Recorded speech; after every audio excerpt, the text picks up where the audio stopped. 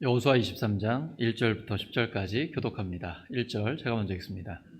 여호와께서 주위의 모든 원수들로부터 이스라엘을 쉬게 하신 지 오랜 후에 여호수아가 나이 많아 늙은지라. 여호수아가 온 이스라엘 곧 그들의 장로들과 수령들과 재판장들과 관리들을 불러다가 그들에게 이르되 나는 나이가 많아 늙었도다. 너희의 하나님 여호와께서 너희를 위하여 이 모든 나라에 행하신 일을 너희가 다 보았거니와 너희의 하나님 여호와 그는 너희를 위하여 싸우신 이시니라. 보라, 내가 요단에서부터 해지는 쪽 대해까지의 남아있는 나라들과 이미 멸한 모든 나라를 내가 너희를 위하여 제비 뽑아 너희의 지파에게 기업이 되게 하였느니라. 너희의 하나님 여호와 그가 너희 앞에서 그들을 쫓아내사 너희 목전에서 그들을 떠나게 하시리니 너희의 하나님 여호와께서 너희에게 말씀하신 대로 너희가 그 땅을 차지할 것이라. 그러므로 너희는 크게 힘써 모세의 율법책에 기록된 것을 다 지켜 행하라. 그것을 떠나 우로나 좌로나 치우치지 말라. 너희 중에 남아있는 이 민족들 중에 들어가지 말라. 그들의 신들의 이름을 부르지 말라. 그것들을 가리켜 맹세하지 말라. 또 그것을 섬겨서 그것들에게 절하지 말라. 오직 너희의 하나님 여호와께 가까이 하기를 오늘까지 행한 것 같이 하라. 이는 여호와께서 강대한 나라들을 너희 앞에서 쫓아내셨으므로 오늘까지 너희에게 맞선 자가 하나도 없었느니라. 너희 중 한 사람이 1000명을 쫓으리니 이는 너희의 하나님 여호와 그가 너희에게 말씀하신 것 같이 너희를 위하여 싸우심이라. 아멘. 여호수아 15번째 시간, 한 사람이 1000명을 쫓으리니, 한 사람이 1000명을 쫓으리니 라는 제목으로 하나님의 말씀 전하겠습니다. 유다 지파와 요셉 자손들은 가나안 족속들을 쫓아내지 못했고 철병거가 무서워 떨고 있었습니다. 그리고 나머지 7지파는 하나님이 주신 약속의 땅을 차지하지 못하고 머뭇거리고 있었습니다. 이대로 시간을 죽이다가는 지난 7년간 목숨 걸고 이룩한 것들이 물거품으로 돌아갈 수 있는 상황이었습니다. 그때 여호수아는 중요한 결단을 내립니다. 여호수아 18장 1절입니다. 이스라엘 자손의 온 회중이 실로에 모여 거기에 회막을 세웠으며, 회막은 하나님을 만나는 장소입니다. 그 땅은 그들 앞에서 돌아와 정복되었더라. 회막은 하나님을 만나는 예배의 장소입니다. 온 회중이 하나님을 예배하기 위해 모인 것입니다. 승승장구하던 이스라엘이 위기를 만났을 때 여호수아는 모든 백성을 예배로 모이게 한 것입니다. 위대한 하나님의 사람은 공동체의 위기를 자기가 해결하려고 하지 않습니다. 문제 전체를 송두리째 하나님께 맡겨드립니다. 그리고 기도하며 예배로 나아가서 하나님의 음성을 듣습니다. 우리도 위기를 만났을 때 예배의 자리로 나아가야 합니다. 인간적인 방법으로 해결하려 하면 안 됩니다. 교회와 가정 그리고 일터의 공동체 전체를 하나님께 맡겨드리면 됩니다. 그러면 하나님께서 분위기를 반전시켜 주십니다. 다시 일어설 용기를 주십니다. 그때 하나님은 새로운 역사를 시작하시는 것입니다. 예배를 드리고 나서 여호수아는 놀라운 결단력과 추진력을 보여줍니다. 여호수아 18장 3절입니다. 여호수아가 이스라엘 자손에게 이르되 너희가 너희 조상의 하나님 여호와께서 너희에게 주신 땅을 점령하러 가기를 어느 때까지 지체하겠느냐? 너무 오래 머뭇거린 거예요. 이스라엘 7지파가 하나님이 약속하신 땅을 차지하지 못하고 머뭇거리고 있을 때 여호수아는 행동에 옮길 것을 촉구합니다. 언제까지 기다릴 것이냐고. 그리고 각 지파마다 3명씩 파견해서 땅을 탐지하고 지도를 그려오라고 구체적인 전략까지 제시합니다. 지도자는 백성에게 도전정신과 개척정신을 불어넣을 뿐 아니라 구체적인 전략까지 제시해야 합니다. 하나님이 우리 교회에는 2000명의 예배자라는 꿈을 주셨습니다. 올해는 사랑의 용광로 같은 교회로 만드실 것입니다. 하나님과의 관계가 더욱 친밀해지고 성도들을 따뜻한 사랑의 관계로 회복시켜 주실 것입니다. 용서와 화해, 치유와 회복이 계속해서 일어날 것입니다. 그리고 새가족 양육을 통해 세례자가 늘어날 것이고 목장 모임을 통해 성도의 교제가 더욱 친밀해지며 삶 공부를 통해 예수님의 제자들로 성숙해질 것입니다. 찬양대와 찬양팀이 강화되고 점점 더 능력 있는 하나님의 말씀이 선포되며 113 기도운동을 통해 하나님은 그 꿈을 이루어 주실 것입니다. 여호수아의 전략을 따른 이스라엘 7지파는 하나님 앞에서 제비를 뽑아 땅 분배를 모두 마치게 됩니다. 이제 이 23장 이전까지의 내용이 바로 그것입니다. 그리고 하나님은 도피성을 정하게 하셨습니다. 고의가 아니라 실수로 사람을 죽였을 때 그 사람이 피할 수 있도록 도피성을 마련하게 한 것입니다. 복수하려는 자들 따라올 거 아닙니까? 도피성에서는 그들에게 실수로 살인한 사람을 내어주면 안 됩니다. 우리도 실수한 사람을 받아들이고 다시 기회를 주어야 합니다. 예수님은 70번씩 7번이라도 용서하라고 말씀하셨습니다. 우리의 영원한 도피성은 예수 그리스도십니다. 예수님이 보여주신 하나님 아버지는 누가복음 15장에 나타나죠. 언제든지 회개하고 돌아오기만 하면 얼싸안고 잔치를 열어주시는 분이 우리 하나님 아버지입니다. 회개하고 돌아오는 자는 절대 내치지 않습니다. 하나님께서 맞아주시고 잃었다가 찾았다, 죽었다가 살았다라고 하나님은 기뻐하며 잔치를 벌여주시는 것입니다. 예수님의 십자가와 부활의 복음을 통해 하나님의 자녀가 된 우리에게 예수님은 영원한 피난처가 되십니다. 하지만 마귀는 실수와 죄를 용납하지 않습니다. 정죄합니다. 그러나 예수님은 우리를 정죄하지 않고 다시 기회를 주십니다. 단, 가서 다시는 죄를 범하지 말라고 신신당부하시죠. 이제 하나님은 이스라엘에게 약속하신 모든 땅을 다 주시고 안식을 주셨습니다. 하나님께서 승리를 주셔서 그들 주위에 그들과 맞서는 자들이 아무도 없었습니다. 하나님의 약속이 다 이루어진 것입니다. 여호수아 21장 45절입니다. 시작. 여호와께서 이스라엘 족속에게 말씀하신 선한 말씀이 하나도 남음이 없이 다 응하였더라. 여호수아서에는 이 말씀이 반복되고 있습니다. 하나님의 말씀이 하나도 남음 없이 다 응했다. 하나님의 약속은 반드시 이루어진다는 것입니다. 나이 많아 늙은 여호수아는 그 하나님을 경험했습니다. 이제는 백성의 지도자들을 모아놨습니다. 유언이 2번 나오는데 23장은 지도자들을 위해서 유언을 한 것입니다. 우리 그리스도인들은 모두 다 세상에 보내진 지도자입니다. 지도자 아닌 사람이 어디 있겠습니까? 한 사람은 형이면 동생을 거느리는 지도자고, 결혼해서 아이 하나라도 낳으면 그 아이에 대한 지도자 아닙니까? 우리의 각자에 있는 삶의 자리에 모두 지도자며, 중고생들과 청년들은 앞으로 지도자가 될 테니 준비해야 합니다. 이제 여호수아가 죽기 전에 지도자들에게 유언을 남깁니다. 하나님의 약속을 믿고 순종하라고 강력하게 권면합니다. 하나님의 약속은 모두 다 이루어졌고 앞으로도 이루어질 것이기 때문입니다. 우리의 과거와 현재와 미래는 모두 다 하나님의 손에 달려 있습니다. 그것을 기억하고 담대하게 전진하면 됩니다. 여호수아는 왜 지도자들에게 이런 말을 하고 있을까요? 하나님 앞에서 그들을 겸손하게 만들기 위해서입니다. 지도자는 과중한 업무와 책임을 질 일이 많습니다. 동시에 항상 많은 사람들에게 노출되어 있고 관심의 대상이 됩니다. 그래서 자칫 잘못하면 지도자는 교만해지기가 쉽습니다.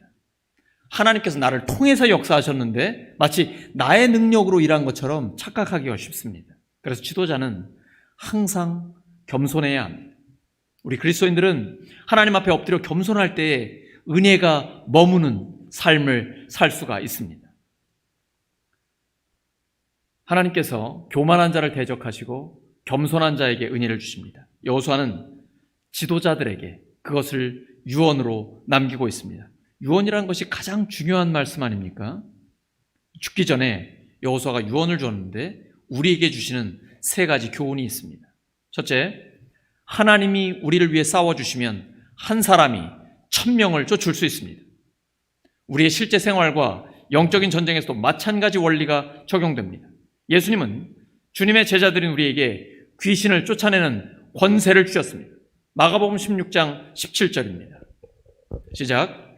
믿는 자들에게는 이런 표적이 따르리니 곧 그들이 내 이름으로 귀신을 쫓아내며 부활하신 주 예수 그리스도의 이름으로 명하면 악한 영은 떠나가게 되어 있습니다. 그 이름을, 능력의 이름을 우리에게 주신 것입니다. 요한복음 1장 12절이죠. 영접하는 자, 곧 그 이름, 예수님의 이름을 믿는 자에게는 하나님의 자녀가 되는 권세를 주셨습니다. 권세를 받았는데 누리지 못하면 어리석은 것이죠. 부활하신 주 예수 그리스도의 이름을 우리에게 주셨습니다. 예수 그리스도의 이름으로 명하면 그 이름 때문에 능력이 나타나는 것입니다. 그래서 여러분, 자녀들을 위해 기도하시기 바랍니다. 전도 대상자를 위해서 예수 그리스도의 이름으로 선포하며 기도하시기 바랍니다. 그 이름대로 이루어집니다. 그 이름에 능력이 있기 때문입니다. 이스라엘이 가나안을 정복할 수 있었던 이유는 그들의 전투력이나 무기가 더 좋았던 게 아닙니다. 오직 하나님이 함께 하셨기 때문에 가능한 것입니다. 하나님이 함께 하셨기에 초롱성 같은 여리고도 무너졌습니다. 그러나 하나님이 함께 하시지 않으면 그보다 약한 아이성 앞에서도 밀리게 된 것입니다. 우리도 마찬가지입니다. 하나님이 우리와 함께 하시면 큰 적도 넉넉히 이길 수 있습니다. 그러나 하나님이 우리를 떠나시면 작은 적에게도 밀릴 수 있습니다. 그것이 영적 전쟁의 원리입니다. 하나님과 함께하면 백전백승입니다. 그래서 승리하기 원한다면 반드시 죄를 끊고 하나님의 뜻대로 살아야 합니다. 하나님은 죄와는 함께하지 않으십니다. 그러나 하나님의 뜻대로 사는 그 자리에 하나님은 함께하시기 때문에 우리가 백전불패의 승리를 할 수 있는 것입니다. 우리가 살다가 혹시 잘못 판단해서 일시적인 어려움을 겪을 때가 있습니다. 그러나 즉시로 회개하고 주님과 함께 다시 일어서야 합니다. 전쟁은 하나님께 속한 것입니다. 우리의 삶은 영적인 전쟁입니다. 모든 것이 하나님의 손에 달려 있습니다. 그러면 우리는 항상 하나님 앞에 나의 연약함을 인정하고 오직 하나님만 의지하며 나아가야 합니다. 질그릇 같은 내 안에 예수 그리스도 보배로운 주님이 계신 것입니다. 그걸 기억해야 합니다. 하나님의 능력은 약한 데서 완전해집니다. 하나님 앞에 겸손하게 엎드리기만 하면 하나님은 지금까지 승리를 주신 것처럼 앞으로도 온전한 승리를 주실 것입니다. 저는 늘 하나님 앞에 간구하고 있습니다. 하나님 아버지, 저는 지혜가 없습니다. 하나님의 지혜를 충만히 채워주시옵소서.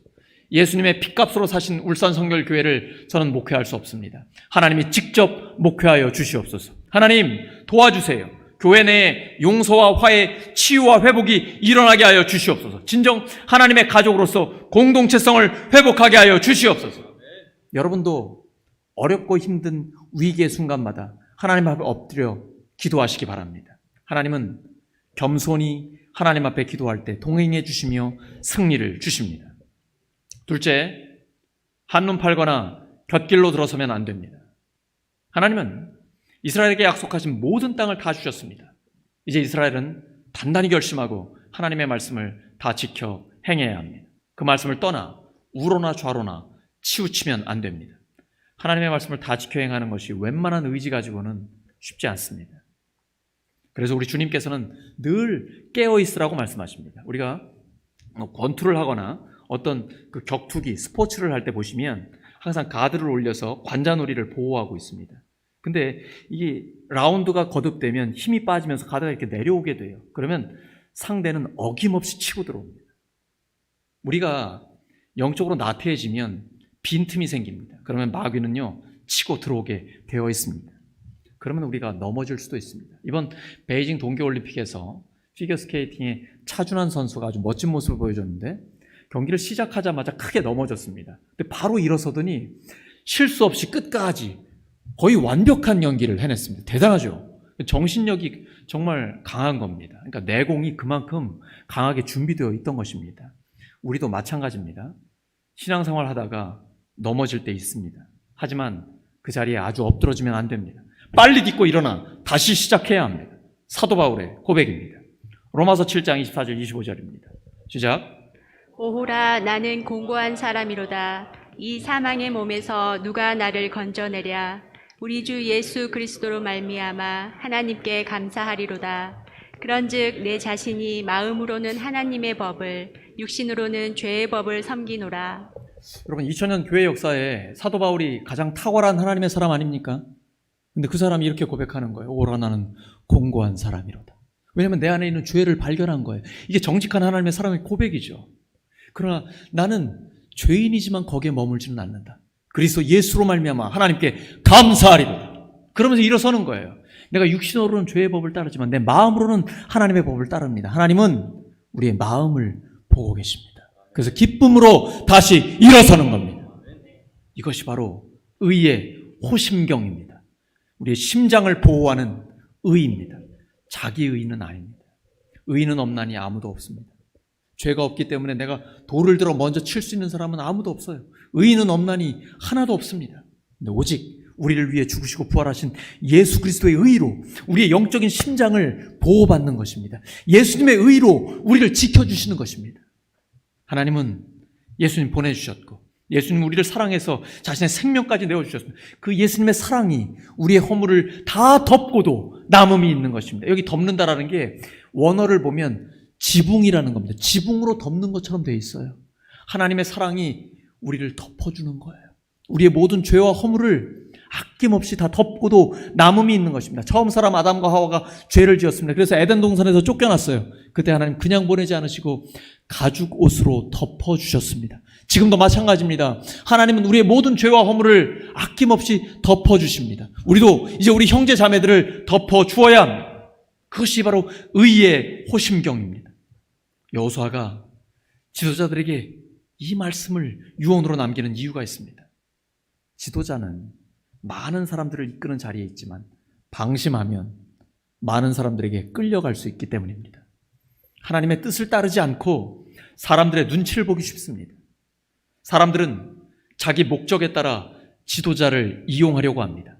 자기 분야에서 전문성을 갖춘 사람들은 자신의 전문 지식을 가지고 또 정치적인 사람들은 감언이설, 또한 적들은 지도자를 무너뜨리기 위해 루머를 퍼뜨리며 중상모략으로 지도자를 흔들기도 합니다. 그래서 여호수아는 이스라엘의 지도자들에게 크게 힘써 오직 하나님의 말씀을 다 지켜 행하라고 강조하는 것입니다. 사람들의 의견을 듣지 말라는 것이 아닙니다. 다 듣지만 결국 마지막에는 함께 하나님의 뜻을 구하는 겁니다. 그래서 말씀 위에 굳게 서는 겁니다. 최종 결정은 오직 말씀 위에 굳게 서야 합니다.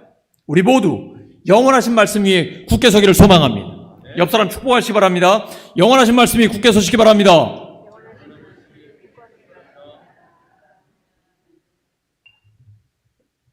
이렇게 하나님의 말씀으로 기준을 잡지 못하면 사람들에게 휘둘리게 됩니다. 또한 세상의 유혹에 흔들려서 온전한 순종을 하지 못하게 됩니다. 마귀는 항상 우리의 믿음을 흔들고 있습니다. 처음 사람 하와에게도 마귀는 굉장히 뻔뻔하죠. 하나님은 선악과를 먹으면 반드시 죽는다고 말씀하셨는데 결코 죽지 않는다고 정반대로 얘기합니다. 그리고 이거 먹으면 너 하나님처럼 된다라고 유혹까지 하고 있습니다. 여기에 넘어가 버리면 하와처럼 됩니다. 보니까 보암직도 하고 먹음직도 하고 이게 육신의 정욕, 안목의 정욕, 이생의 자랑입니다. 이 세상에 있는 것들이죠. 음란과 폭력과 황금 만능주의, 돈, 명예, 권력을 가지고 우리를 유혹합니다. 그러나 이 모든 것들은 다 지나가 없어질 것들입니다. 오직 하나님의 뜻을 행하는 사람만이 영원히 남습니다. 이 세상에 영원한 것은 세 가지밖에 없습니다. 하나님, 하나님의 말씀, 하나님의 말씀대로 행하는 사람입니다. 그래서 교회는 여기에 철저하게 집중하는 것입니다. 오직 강하고 극히 담대하여 하나님의 말씀을 다 지켜 행하고 우로나 좌로나 치우치지 마라. 그리하면 어디로 가든지 형통하리니. 하나님이 여호수아에게 이 말씀 언제 주셨습니까? 모세가 죽고 그가 새로운 지도자가 됐을 때 주신 말씀입니다. 근데 이제 유언을 이 말씀으로 남기고 있습니다. 여호수아는 평생 그 말씀 마음에 새기고 살았던 것입니다. 그리고 그 말씀대로 순종했더니 최후의 승자가 된 것입니다. 우리도 마찬가지입니다. 하나님 말씀을 마음에 새기고 평생 살아가면 최후 승리는 우리의 것입니다. 우리 그리스도인들은 세상의 지도자들입니다. 이 여호수아는 우리들에게 그 말씀 그리고 승리의 비결을 전수하고 있는 것입니다. 지도자는 사람들을 사랑해야 합니다. 분노나 욕심을 가지고 사람들을 이끌어서는 안 됩니다. 오직 사랑으로 이끌어야 합니다. 하지만 다양한 사람들의 의견에 끌려가서는 안 됩니다. 오직 하나님의 뜻에 대한 확신을 가지고 사람들을 이끌어가야 합니다. 우리 그리스도인들은 모든 삶의 자리에서 세상에 끌려가면 안 됩니다. 세상을 끌고 가야 합니다. 셋째, 오직 하나님을 가까이 하고 그분을 사랑해야 합니다. 여호수아 23장 11절입니다. 시작. 그러므로 스스로 조심하여 너희의 하나님 여호와를 사랑하라. 다시 한번요. 시작. 그러므로 스스로 조심하여 너희의 하나님 여호와를 사랑하라. 하나님을 사랑하는데 그냥 사랑하면 되지 왜 스스로 조심하라고 하실까요? 이 세상에는 우리 주변에 널려 있어요.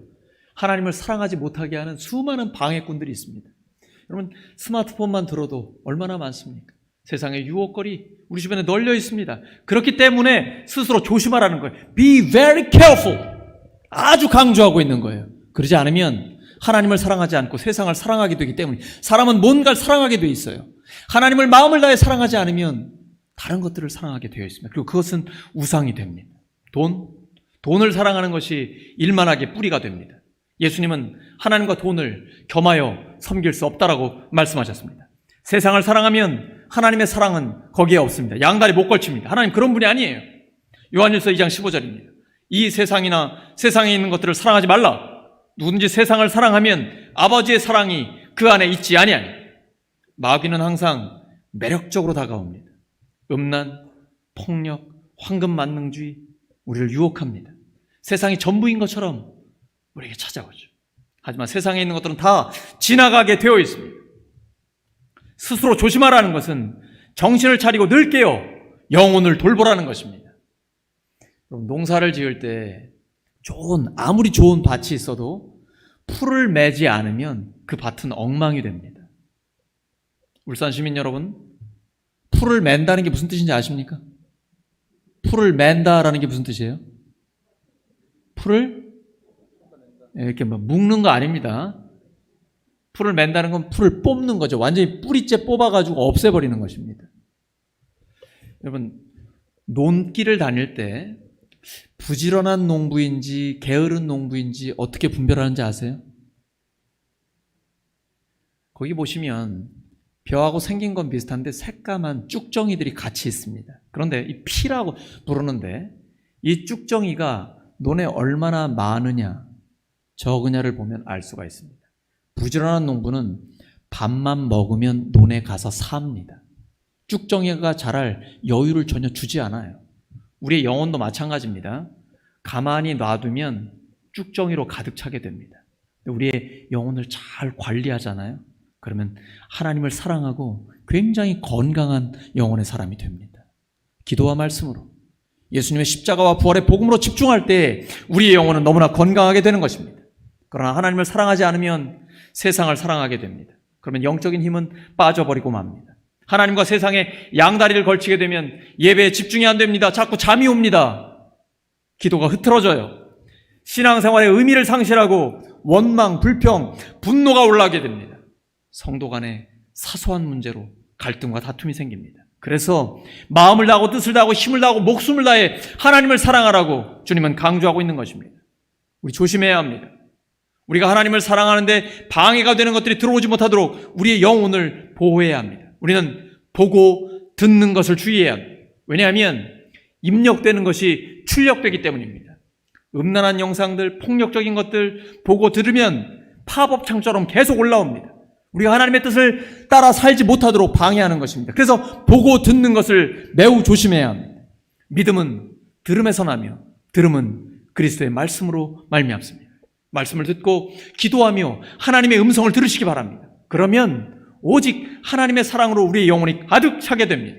하나님이 섬세하게 인도하고 계신 것을 느낄 수가 있습니다. 영적인 감각이 살아납니다. 너무 행복해져요. 예수님을 믿는 것이 정말 행복한 실제적인 삶이 됩니다. 오늘 우리 찬양한 것처럼 신앙생활은 신비로운 것입니다. 미스테리예요. 하나님밖에 하실 수 없는 일들이 우리의 삶에 실제로 이루어지는 것입니다. 시험 당할 즈음에 피할 길을 내시는 하나님을 경험하시기 바랍니다. 하나님을 사랑하는 것은 우리 영혼에 백신을 맞는 것과 같습니다. 모든 죄로부터 우리를 지켜줍니다. 하나님을 사랑하지 않으면 다른 것을 사랑하게 되고 그것은 우상이 되고 맙니다. 여호수아 23장 12절입니다. 시작. 너희가 만일 돌아서서 너희 중에 남아있는 이 민족들을 가까이 하여 더불어 혼인하며 서로 왕래하면 우상을 숭배하고 있는 그 백성들과 함께 결혼을 하고 또 인간관계를 맺고 이런 관계를 형성하게 되면 결국은 너희들도 무너지게 된다는 겁니다. 악하고 음란한 우상 숭배의 문화에 물들기 때문입니다.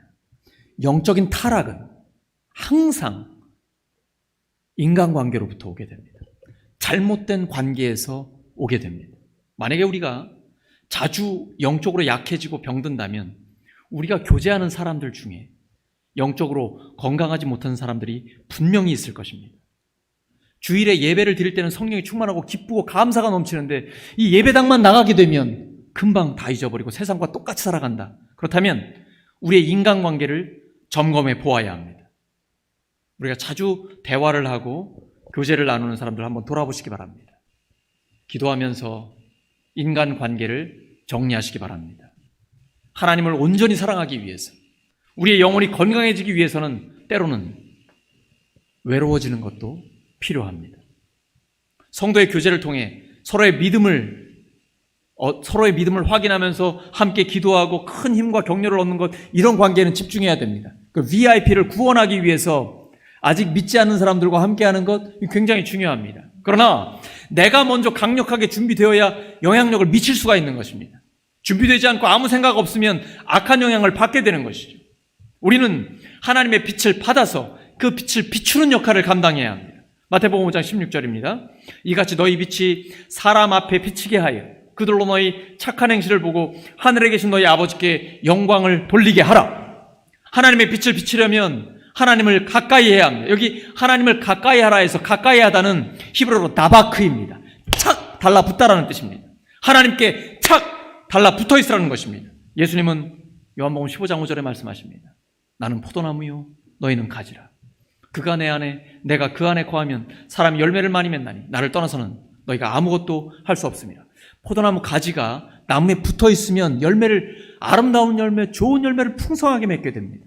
하지만 가지가 떨어져 나가면 그건 말라버리고 없어져 버리고 맙니다. 모든 마귀의 공격은 우리가 하나님에게서 떨어져 빈틈이 생기면 들어옵니다. 영적인 전쟁에서 승리의 비결은 하나님께 붙어 있는 것입니다.